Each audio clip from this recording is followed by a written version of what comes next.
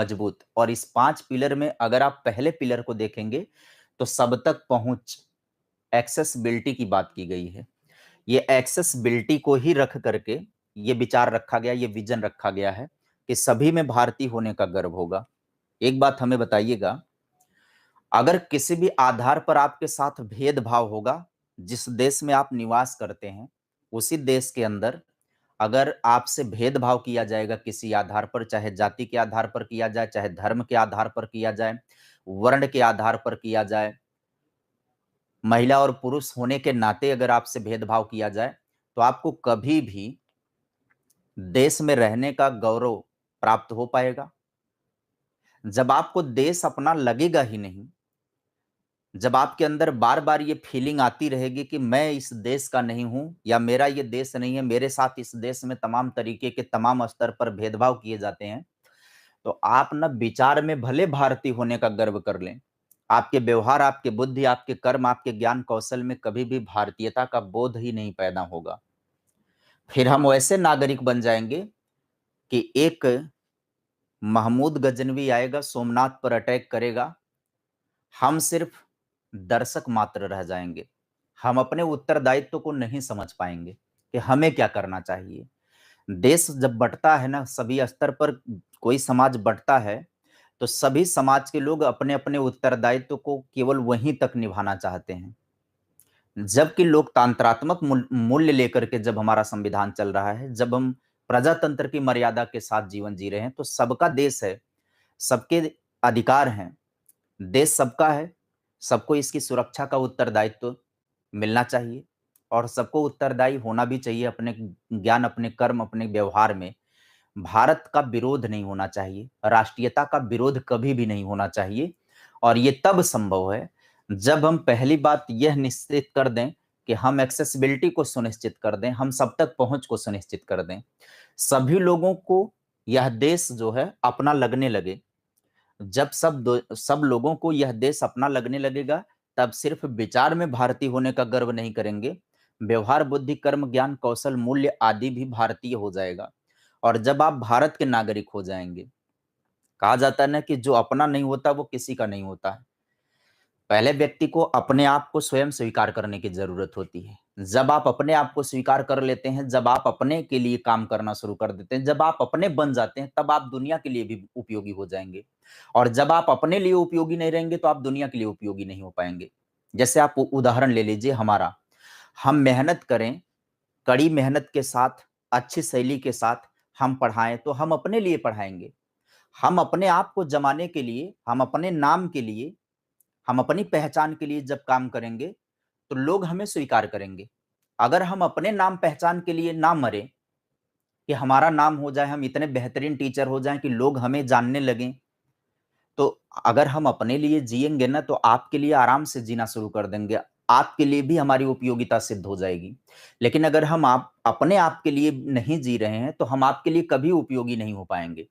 बस सिंपल सा कॉन्सेप्ट है कि व्यक्तियों को अपने लिए उनको हर व्यक्ति के अंदर इंडिविजुअली हर व्यक्ति के अंदर यह फीलिंग पैदा कर देना कि वो भारतीय हैं, भारत देश उनका है, इसकी सुरक्षा का उत्तरदायित्व तो उनके ऊपर है, वो जिम्मेदार हैं।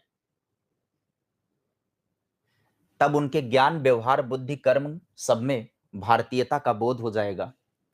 तब हम सिर्फ विचार में भारतीय नहीं रहेंगे, तब हमें किसी दिन एक दिन किसी 15 अगस्त या 26 जनवरी को ही सिर्फ भारतीयता का विचार नहीं प्रस्तुत करना होगा फेसबुक पर।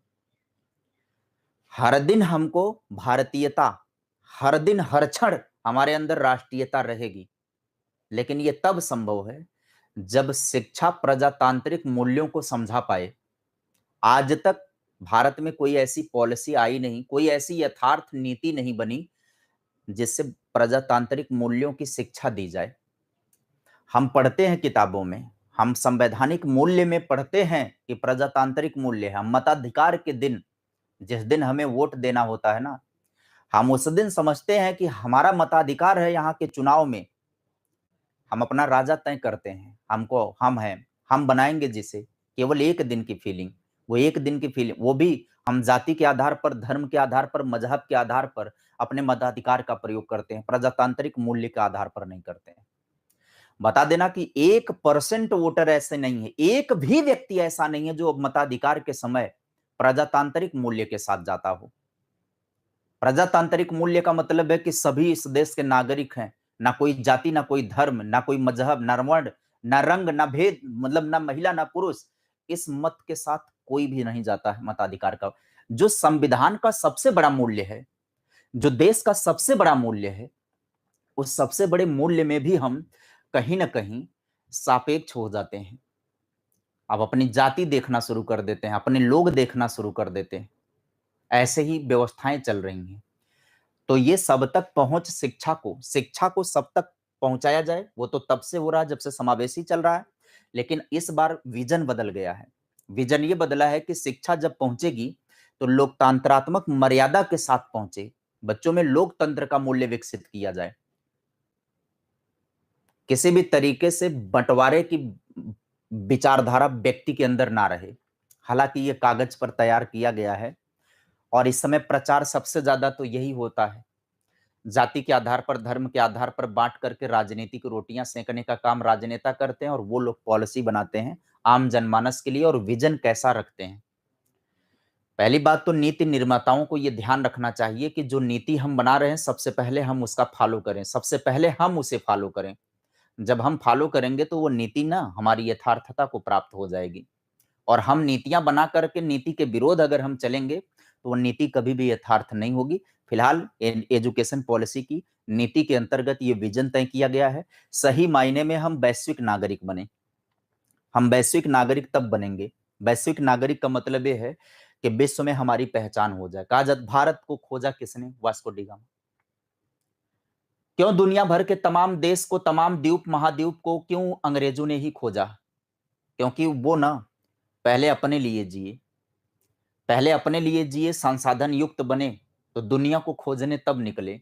दुनिया भर में अपनी उपस्थिति का हस्ताक्षर उन लोगों ने प्रस्तुत किया, इसीलिए उनका कभी सूरज अस्त नहीं होता था। एक ऐसा दौर आया था, लेकिन उनका जाना, दुनिया को एक रंगमंच पर लाना, ये दोनों बातें हो गई। दुनिया एक रंगमंच पर आ गई, दुनिया ये समझ गई कि हम ही नहीं है इस देश, इस धरती पर हम ही सिर्फ नहीं है, बहुत से लोग रहते हैं, अलग अलग जगहों पर अलग अलग लोग रहते हैं। ये तब पता चल पाया जब दुनिया को ढूंढा जाने लगा। हम क्यों नहीं ढूंढ पाते हैं? इसका मतलब है कि हम पहले तो अपने देश का ही नागरिक नहीं बन पाते हैं, तो फिर हम दुनिया को कैसे देखेंगे? तो कहा जाता है कि जब हम भारत के नागरिक यानी भारतीयता यानी राष्ट्रीयता हमारे अंदर आ जाएगी तो हम दुनिया में हस्ताक्षर कर देंगे। भाई दुनिया के सामने हम आ जाएंगे कि हम भारतीय हैं। जब हम भारत देश के नागरिक होने का गौरव प्राप्त कर लेंगे ना, तो दुनिया हमको देखना शुरू कर देगी, दुनिया हमारे ऊपर नजर, यानी कि हम विश्व के नागरिक बन जाएंगे। विश्व के नागरिक होने का मतलब यह है कि दुनिया भर में हमारी उपस्थिति को महसूस की जाएगी कि कोई देश भारत भी है, और हो भी रहा है। दुनिया के कई हिस्से, विभिन्न हिस्सों में भारत की पहचान है, लेकिन दुनिया में कई ऐसे देश हैं जिनका नाम भी आप नहीं जानते होंगे, वहां के लोगों का कल्चर आपको नहीं पता होगा। दुनिया में ऐसे भी देश हैं। ऐसा कैसे? कि आज के इस डिजिटल युग में जब दुनिया एक रंगमंच पर आ चुकी है, तमाम सम्मेलन आयोजित होते हैं, तमाम वैश्विक स्तर पर योजनाएं बनाई जाती हैं, उसके बावजूद भी दुनिया के कई ऐसे देश हैं जिनका नाम नहीं पता है आपको कि यह नाम का भी कोई देश है। तो हमें वो नहीं बनना है।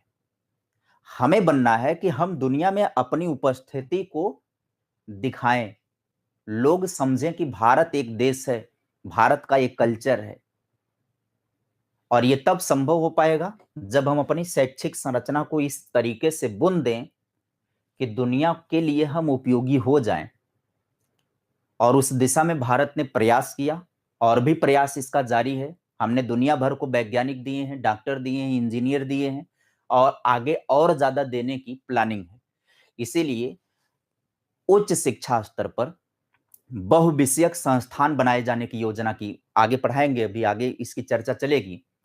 जितने भी विश्व उच्च शिक्षा से संबंधित जो भी विश्वविद्यालय महाविद्यालय होंगे वो मल्टीपल विषय वाले हो जाएंगे, बहुविषयक संस्थान होंगे। यानी कि अब आप ना मन को मार करके नहीं रहेंगे। आने वाली पीढ़ियां, हम लोगों ने क्या सोचा, हम लोगों के टाइम की बात है कि हम लोग ग्रेजुएशन में बीएससी करना चाहे, अगल बगल जो हम घर से आ जाकर के किसी ठीक ठाक कॉलेज में पढ़ लें, बीएससी कर लें, ऐसा कोई कॉलेज ही नहीं था। अगर हमें बीएससी करना था अच्छे कॉलेज में जाकर के, चूंकि वो पढ़ाई टफ है, जटिल थी वो पढ़ाई, उस पढ़ाई के लिए घर छोड़ना था, शहर में जाना था और एक अच्छे विद्यालय में एडमिशन लेना था। वो खर्चे को समर्थन नहीं दे रहा था, मतलब अपनी पूंजी उतनी समर्थन नहीं दे रही थी।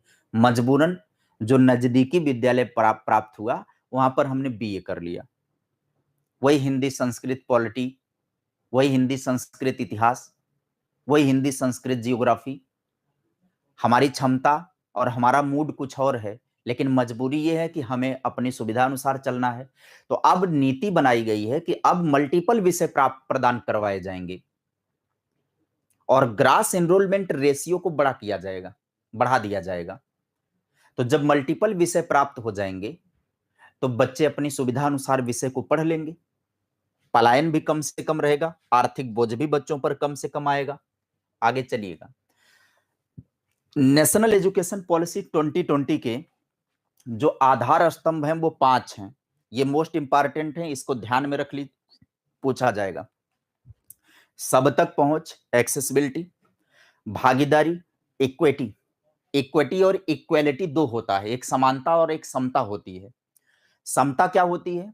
ये जो इक्विटी है, भागीदारी का मतलब ये होता है कि किसी काम में भागीदारी लेना, मतलब सबके पास क्षमता होती है, सबकी क्षमता का इस्तेमाल करना। देश के निर्माण और देश के विकास में सबकी क्षमता का भागीदारी ले लेना, यानी कि सबकी इक्विटी। समानता का मतलब होता है किसी अवसर में अधिकार देना। समानता का मतलब ये होता है कि किसी अवसर में अधिकार देना सबको बराबर, महिला पुरुष किसी भी जाति धर्म का बगैर भेदभाव किए सभी लोगों को बराबर का अधिकार देना, ये समानता कहलाता है। और समता का मतलब ये होता है कि किसी कार्य में सभी की क्षमता का इस्तेमाल कराना, यानी कि यह विचारधारा है कि सबके पास कोई ना कोई क्षमता है और जब सबके पास कोई ना कोई क्षमता है तो सबकी क्षमता का इस्तेमाल करना होगा देश के विकास के लिए। गुणवत्ता, शिक्षा को गुणवत्तापूर्ण बनाया जाएगा। किस प्रकार की गुणवत्ता की बात की जा रही है? इस प्रकार की गुणवत्ता की बात की जा रही है कि देश के निर्माण में सभी लोग अपनी भागीदारी दें। इस प्रकार की गुणवत्तापूर्ण शिक्षा की जाएगी, यानी कि शिक्षा में टेक्निकलिटी को बढ़ावा दिया जाएगा, तकनीकी को बढ़ावा दिया जाएगा। व्यावसायिक शिक्षा की तरफ कदम भारत रखेगा और वो 6वीं कक्षा से ही प्रारंभ हो जाएगा। इंटर्नशिप के माध्यम से व्यावसायिक शिक्षा का कार्यक्रम 6वीं कक्षा से ही शुरू हो जाएगा, जो कि अब तक की शिक्षा नीति में ऐसा नहीं था। किफायती रखी जाएगी, एफोर्डेबिलिटी का भी ध्यान रखा गया है। अब आप कहेंगे कि सर एफोर्डेबिलिटी का ध्यान कैसे रखा गया है? तो दो तरीका है। एक तो 6 से 18 वर्ष तक के लिए निःशुल्क व अनिवार्य शिक्षा कर दी गई है, इंटरमीडिएट तक के लिए निःशुल्क व अनिवार्य शिक्षा कर दी गई है। दूसरी, जितने भी विश्वविद्यालय हैं, उच्च शिक्षा से संबंधित जितने भी संस्थान हैं, सबको बहुविषयक संस्थान के रूप में विकसित किया जाएगा, ताकि बच्चों को अपने घर से पलायन करके शहरों में जाकर के पढ़ने की जरूरत ना पड़े, क्योंकि उससे खर्चे बढ़ जाते हैं। जब वो पलायन करके जाएंगे पढ़ने के लिए, एक अपने घर से निकल करके दूसरे शहर में जाएंगे तो कमरा लेंगे, रूम रेंट देना होगा, वो खर्चा होगा, वहां पर रहने खाने के लिए जो खर्च देना होगा वो होगा, प्लस शिक्षा के ऊपर जो खर्च होगा वो खर्च। तो ये एफोर्डेबिलिटी नहीं है। अब कहा गया है कि जो मल्टीपल सब्जेक्ट के विश्वविद्यालय होंगे, जो भी विश्वविद्यालय होंगे बहुविषयक बना दिए जाएंगे, तो सबको अपने अपने सुविधा अनुसार सुविधाएं प्राप्त हो जाएंगी। तो किफायत का भी ध्यान रखा गया है, जवाबदेही अकाउंटेबिलिटी भी तय की गई है। सभी लोगों की अपनी अपनी रिस्पॉन्सिबिलिटी होगी, व्यक्तिगत जीवन, सामाजिक जीवन और राष्ट्रीय जीवन में सब एक अपने आप को लेकर के जवाबदेह रहेंगे, ऐसा विश्वास पैदा किया जाएगा सबके अंदर। ये 5 पिलर बनाए गए हैं। आगे बढ़िए। नई शिक्षा नीति के जो लक्ष्य रखे गए हैं उस लक्ष्य पर आइएगा। जो जीडीपी होगी, जीडीपी का कुल खर्च 2018 में 4.4 था शिक्षा पर। ध्यान देना, शिक्षा पर सकल घरेलू उत्पाद का यानी कि जीडीपी का कुल खर्च 4.43% था। अब यहां पर नेशनल एजुकेशन पॉलिसी में तय किया गया है कि वह खर्च 6% कर दिया जाएगा। जो जीडीपी होगा देश का, देश के जीडीपी का 6% शिक्षा पर खर्च किया जाएगा। इससे पहले 2018 के आंकड़े के अनुसार 4.43% खर्च किया जाता था। अब उसे बढ़ा करके 6% कर दिया जाएगा और 2 करोड़ विद्यार्थियों को खुली स्कूली व्यवस्था के जरिए शिक्षा की मुख्य धारा से जोड़ा जाएगा। इस पॉइंट को समझिएगा। 2 करोड़ विद्यार्थियों को खुली स्कूली व्यवस्था के तहत शिक्षा की मुख्य धारा से जोड़ा जाएगा। जब देश में राइट टू एजुकेशन एक्ट है, शिक्षा का अधिकार है अधिनियम के रूप में, उसके बावजूद भी सभी लोग शिक्षा की मुख्य धारा से नहीं जुड़ पाए हैं। इससे बड़ा देश का दुर्भाग्य क्या हो सकता है कि सबको निःशुल्क व अनिवार्य शिक्षा का अधिकार प्राप्त है और उसको लेकर के अधिनियम आया है 2009 में, फिर भी सभी लोगों को शिक्षा नहीं प्राप्त हो रही है। सब लोग शिक्षा की मुख्य धारा से नहीं जुड़ पाए हैं। इसके पीछे कारण क्या है? इसके पीछे सामाजिक कारण है, इसके पीछे आर्थिक कारण है और सबसे बड़ा कारण है निवास स्थान का। देश में तमाम ऐसे वर्ग के लोग हैं जो यायावरी प्रवृत्ति के हैं, जिनका निवास स्थान निर्धारित ही नहीं है, बदलते रहते हैं, अपने आवास को बदलते रहते हैं, तो वो शिक्षा की तरफ उनकी दिलचस्पी नहीं है और ये लोग एक समय के बाद देश के लिए खतरा बन जाएंगे। तो अब प्राइमरी में अभी तक ओपन एजुकेशन का सिस्टम नहीं था। भारत में ओपन एजुकेशन का सिस्टम प्राथमिक स्तर पर नहीं है। माध्यमिक और उच्च माध्यमिक स्तर पर और हायर लेवल पर ओपन एजुकेशन प्रणाली है। प्राइमरी स्तर पर ओपन एजुकेशन प्रणाली नहीं है और उस रूप में ओपन एजुकेशन की व्यवस्था हो भी नहीं सकती है प्राइमरी स्तर पर, क्योंकि इतनी जागरूकता अगर होती तो यह सिस्टम लाने की जरूरत ही नहीं पड़ती। ओपन एजुकेशन प्राथमिक स्तर पर नहीं है। ओपन एजुकेशन का मतलब यह है कि दूरस्थ शिक्षा, कि कहीं, अब बताओ, प्राथमिक में अगर दूरस्थ शिक्षा कर दी जाएगा तो कौन बच्चा पढ़ेगा?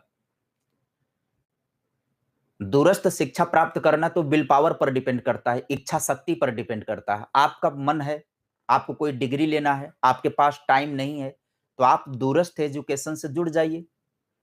आप मुक्त विश्वविद्यालय शिक्षा से जुड़ करके आप प्राप्त कर लोगे। प्राइमरी में ऐसी सुविधा नहीं है, लेकिन इस पॉलिसी के तहत एक सुविधा बनाई जा रही है प्राथमिक के लिए, खुली स्कूली व्यवस्था के रूप में। अब ये खुली स्कूली व्यवस्था कौन सी होगी? जो बच्चे विद्यालय नहीं आ पा रहे हैं, इतनी सारी व्यवस्थाओं के बाद भी विद्यालय नहीं पहुंच रहे हैं, विद्यालय उन तक पहुंचेगा। विद्यालय उन तक पहुंचेगा, यानी कि जो सरकारी सिस्टम है वो मोहल्ला स्कूल चलाएगा, मोहल्ला स्कूल चलाएगा। यानी कि अब हम बच्चों के आवास पर ही जाएंगे और जहां वो इकट्ठा हो सकते हैं वहीं इकट्ठा करके उन्हें पढ़ाने का काम चलेगा। नो डाउट सरकारें इस पर प्रयास भी करना शुरू कर दी हैं। अभी तक तो साक्षरता अभियान के तहत ये चलाया जाता है, प्रेरित करने के लिए लोगों को गांव-गांव जाकर के विद्यालय प्राइमरी के जुलाई-उलाई के महीने में 2 महीने का प्रोग्राम चलाया जाता है कि गांव-गांव जाकर के पढ़ाया जाता है, पढ़ने की ललक पैदा की जाती है। आने वाले समय में ऐसा स्ट्रक्चर बनाया गया है कि सरकारी व्यवस्था जो होगी वो ऐसे ही काम करेगी, क्योंकि अब धीरे-धीरे बिना कहे निजीकरण को बढ़ावा दिया गया है इसमें। बिना कहे आप निजीकरण को स्वीकार कर लेंगे शिक्षा के क्षेत्र में। नेशनल एजुकेशन पॉलिसी ऐसे ही बनाई गई है कि धीरे-धीरे समय के साथ निजीकरण हावी हो जाएगा। मैं बताऊंगा अभी कैसे निजीकरण हावी होगा और आप कैसे स्वीकार कर लेंगे उसको। कैसे आप उसे स्वीकार कर लेंगे? अगर शिक्षा में अचानक से निजीकरण आ जाए तो आप विरोध कर देंगे। जैसे रेलवे सरकारी व्यवस्था है, अचानक से निजी हो जाए, बैंक सरकारी व्यवस्था अचानक से निजी हो जाए, आप बहुत ज़्यादा परेशान नहीं होंगे, बहुत ज़्यादा आंदोलन नहीं करेंगे। लेकिन शिक्षा अचानक से सरकारी हाथ से निजी हाथ में भेज दी जाए ना, बहुत ज़्यादा अव्यवस्था फैल जाएगी। एक बार धराशायी हो जाएगी व्यवस्था।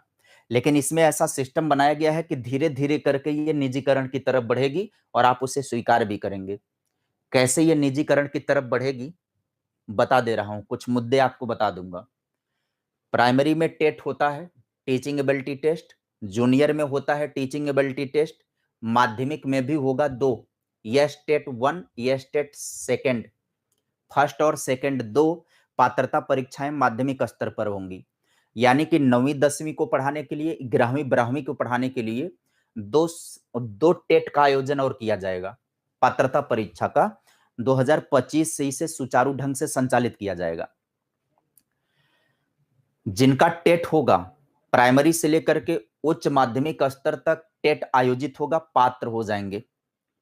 उच्च माध्यमिक स्तर और माध्यमिक स्तर पर एनटीए करवाएगा, नेशनल टेस्टिंग एजेंसी करवाएगा पात्रता परीक्षा। जो पात्रता परीक्षा माध्यमिक और उच्च माध्यमिक स्तर पर होगी वह विषय वाली होगी। जैसे आपको गणित का टीचर बनना है तो गणित में आपको एलिजिबिलिटी साबित करनी पड़ेगी। हिंदी विषय का अध्यापक बनना है तो हिंदी विषय में, अंग्रेजी विषय का बनना है, अंग्रेजी विषय में आपको पात्रता परीक्षा क्वालिफाई करनी पड़ेगी टीचिंग मेथोडोलॉजी के साथ। यानी कि आपने जो बीएड और बीटीसी किया, अपना जो प्रशिक्षण लेंगे उस प्रशिक्षण के साथ, यानी कि पेडागोजी वाला भी सेक्शन रहेगा, क्वालिफाई होंगे।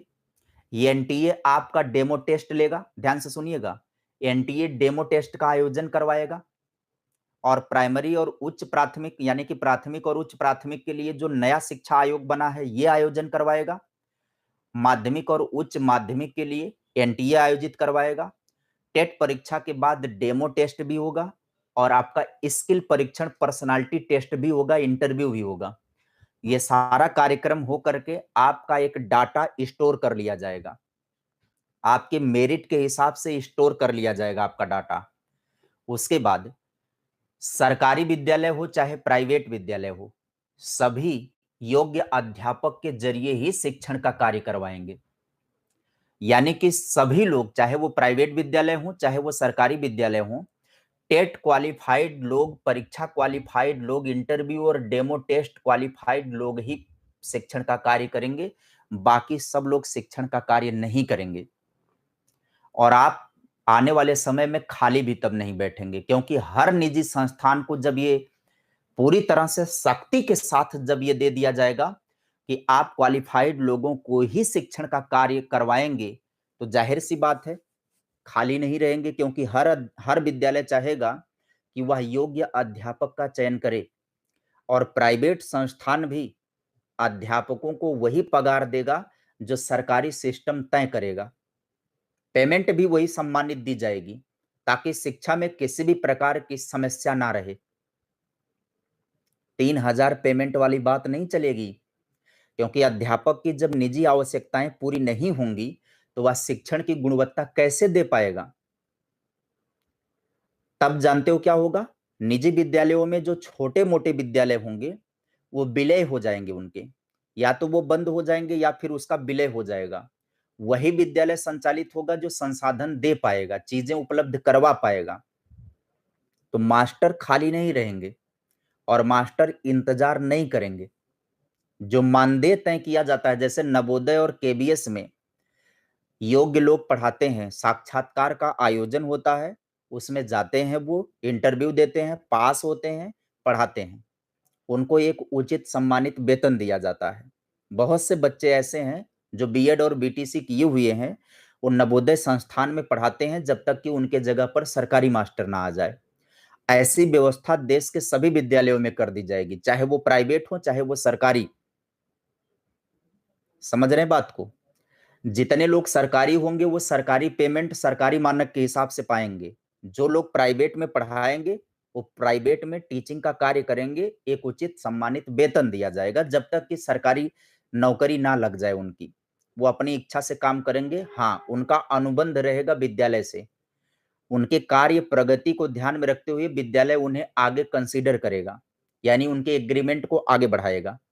और अगर विद्यालय नहीं चाहेगा तो 4 महीने पहले नोटिस देकर के उन्हें पदमुक्त कर दिया जाएगा। हाँ, उन्हें पदमुक्त तब किया जाएगा जब उनके जगह पर कोई दूसरा अध्यापक आ जाएगा। ये सिस्टम है नेशनल एजुकेशन पॉलिसी 2020 का। तो इसका मतलब है कि आने वाले समय में जो भी योग्य होंगे, जिनके अंदर क्षमता होगी, जिनके अंदर स्किल होगी, उनको रोजगार के लिए परेशान नहीं होना पड़ेगा। वो रोजी रोटी अपना चलाएंगे, विद्यालयों में शिक्षण का कार्य करेंगे। क्योंकि ऐसे बहुत से लोग किनारे लग जाएंगे जो परीक्षा बेशक क्वालिफाई कर लें, लेकिन डेमो टेस्ट अगर फेल हो जाएंगे तो वो फेल माने जाएंगे। मतलब कि वो टेट परीक्षा भी पास कर लें, मेन परीक्षा भी पास कर लें विषय वाली, उसके बाद भी अगर डेमो टेस्ट फेल हो जाते हैं, सही शिक्षण का कार्य नहीं आता है उनको, तो वो शिक्षण का कार्य नहीं करेंगे।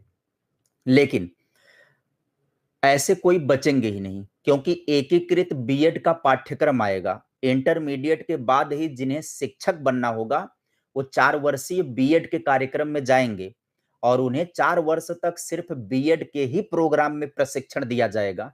तो जाहिर सी बात है कि उनके अंदर क्षमता आ ही जाएगी पढ़ाने की, वो टीचर हो ही जाएंगे जेन्युइन तरीके से।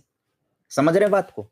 चलिए, 2025 तक स्कूल और उच्च शिक्षा प्रणाली के माध्यम से 50% विद्यार्थियों को व्यावसायिक शिक्षा से जोड़े जाने का लक्ष्य रखा गया है। 2030 तक प्रत्येक जिले में या उसके आसपास बहुविषयक संस्थान खोले जाएंगे। ये ध्यान देना कि 2030 तक कहा गया कि प्रत्येक जिले में या उसके आसपास बहुविषयक संस्थान खोले जाएंगे। वही तो हमने बताया कि प्रयास तो ये रहेगा कि हर जिले में बहुविषयक संस्थान हो। इससे एक चीज से फायदा मिलेगा, अभी तक जो शिक्षा का हब होता है वो कोई एक शहर, जैसे इलाहाबाद हो गया, दिल्ली हो गया, कोटा हो गया राजस्थान, है ना। अभी केवल कुछ ऐसे शहर हैं जो शिक्षा के हब के रूप में जाने जाते हैं, जहां पर मल्टीपल विषय प्राप्त हो जाते हैं पढ़ने के लिए।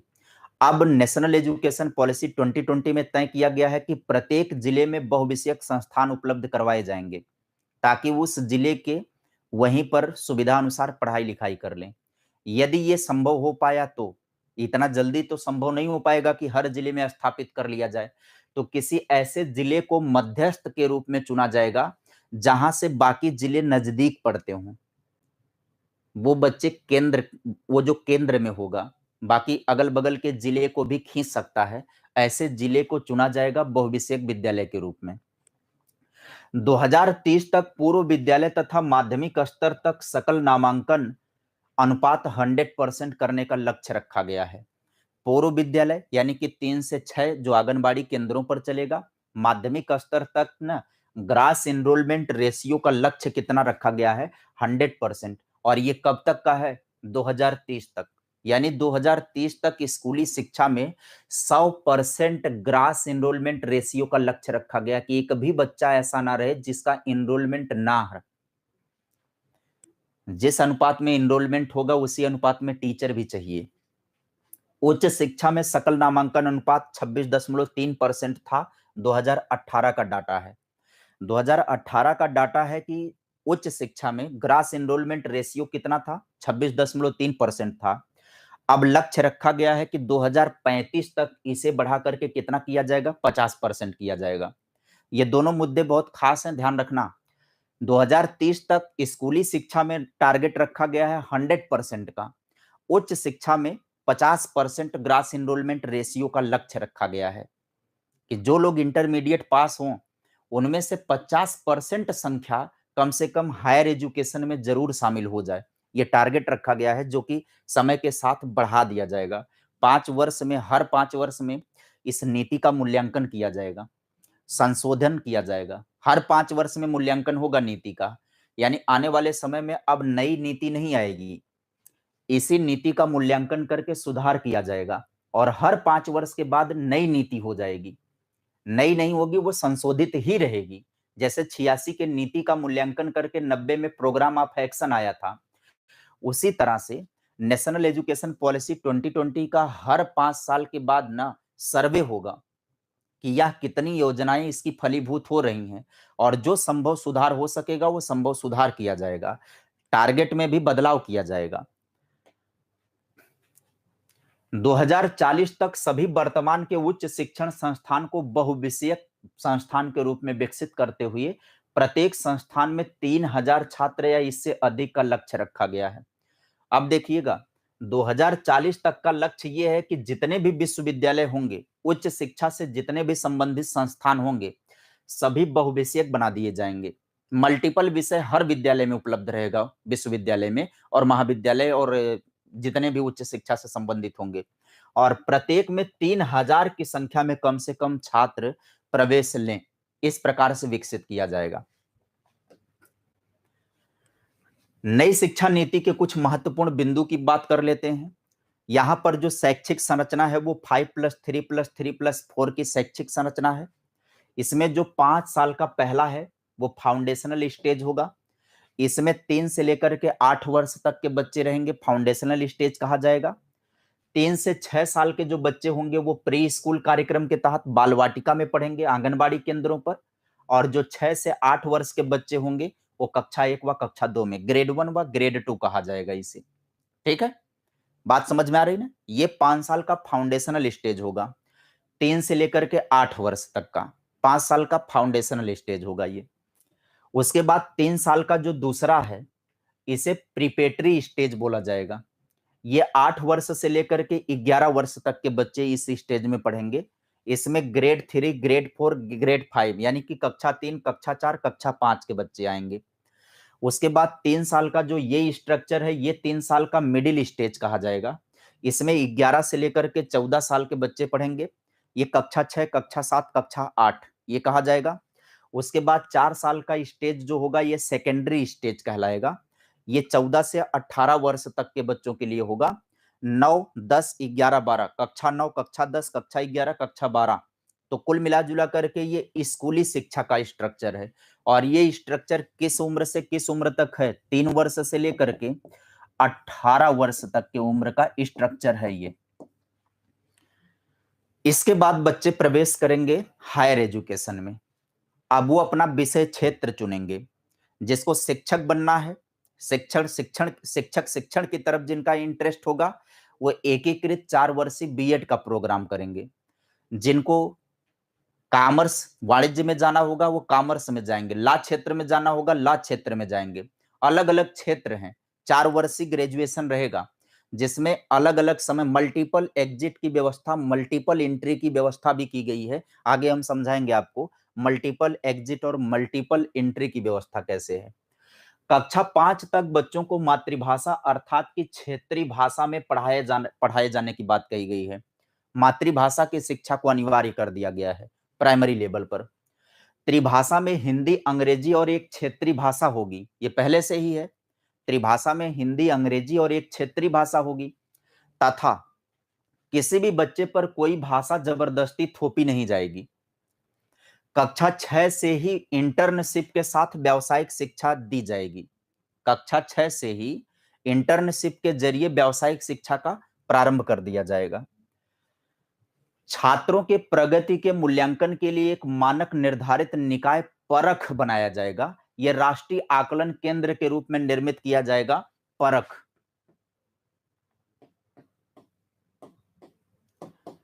परख एक राष्ट्रीय आकलन के रूप में विकसित किया जाएगा, राष्ट्रीय आकलन केंद्र रहेगा ये। ठीक है, हर सीनियर सेकेंडरी स्कूल में विज्ञान व गणित को अनिवार्य कर दिया जाएगा। जो सीनियर सेकेंडरी है, अभी तक हम इंटरमीडिएट में अपनी इच्छा से गणित पढ़ लेते थे, विज्ञान पढ़ लेते थे, बहुत सारी व्यवस्थाएं थी इंटरमीडिएट में। किसी को कृषि वर्ग में जाना है तो वो कृषि वर्ग में चला जाता था, किसी को व्यावसायिक वर्ग में जाना था तो व्यावसायिक वर्ग में ही जाता था। मतलब साइंस और आर्ट का लोचा खत्म कर दिया गया है। साइंस और आर्ट का लोचा खत्म कर दिया गया है। विज्ञान व गणित सबके लिए अनिवार्य कर दिया गया है क्योंकि ये समय की जरूरत है। अनिवार्य व निःशुल्क शिक्षा का अधिकार अब 18 वर्ष तक के बच्चों के लिए लागू होगा। पहले ये किस वर्ष तक के बच्चों के लिए था? 14 वर्ष के बच्चों के लिए था। आरटीई के तहत, राइट टू एजुकेशन एक्ट के तहत 14 वर्ष तक के बच्चों के लिए था, लेकिन अब नेशनल एजुकेशन पॉलिसी के तहत ये 18 वर्ष तक के बच्चों के लिए हो जाएगा।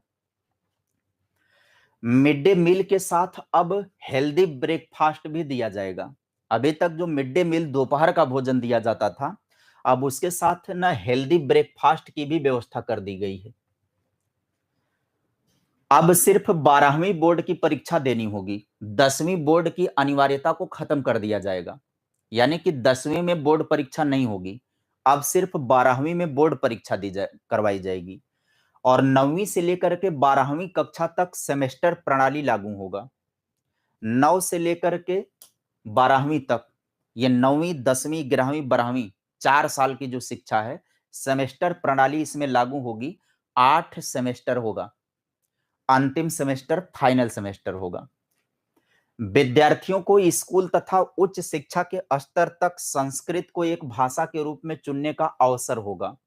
अगर कोई चाहे कि संस्कृत भाषा को चुनना चाह रहा है, तो संस्कृत भाषा का चयन वो आराम से कर लेगा और इसे त्रिभाषा में काउंट कर लिया जाएगा फिर।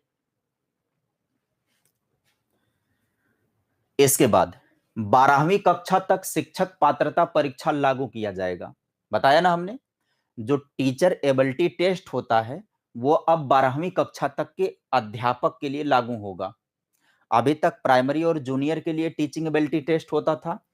अब इसके बाद 12वीं कक्षा तक के लिए टीचिंग एबिलिटी टेस्ट देना होगा टीचर को। जो योग्य होगा वही पढ़ाएगा। शिक्षकों को गैर शैक्षणिक कार्यों से हटाया जाएगा, सिर्फ चुनाव ड्यूटी रहेगी। अभी इससे पहले राइट टू एजुकेशन एक्ट में क्या था? जनसंख्या का काउंट करना यानी कि जनगणना, चुनाव ड्यूटी और आपदा राहत में अध्यापक को लगाए जाने की बात कही गई थी। नेशनल एजुकेशन पॉलिसी 2020 में कहा गया है कि शैक्षणिक कार्यों से हटाकर चुनाव ड्यूटी सिर्फ रहेगी, बस अलग हट करके कोई ड्यूटी रहेगी तो चुनाव ड्यूटी। प्रत्येक 5 वर्ष में स्कूली शिक्षा की गुणवत्ता की समीक्षा की जाएगी, यानी कि नीति की समीक्षा की जाएगी। स्नातक पाठ्यक्रम की पढ़ाई 4 वर्ष की होगी और इसमें मल्टीपल एंट्री और मल्टीपल एग्जिट की व्यवस्था होगी।